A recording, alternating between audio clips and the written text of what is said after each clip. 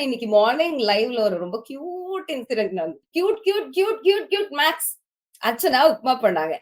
அர்ச்சனா சமைக்கிறாங்கன்றதுனால யாருமே கிச்சனுக்கு வந்து அர்ச்சனாட்ட பேசல. ஏன்னா பேசினா தான் என்கேஜ்மென்ட் வரும்.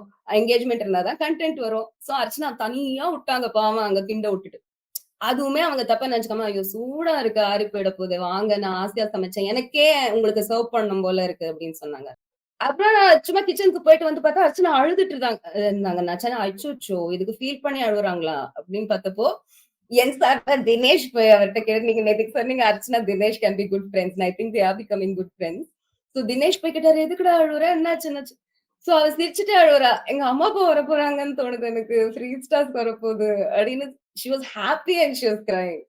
So Dinesh is really being cute about ஓ அழுவுறியா? மம்மி, டாடி அழுகையா? அப்படின்னு சொல்லி, டாடி, மம்மி வரப்போறா அப்படின்னு பாடிட்டு இருந்தாரு.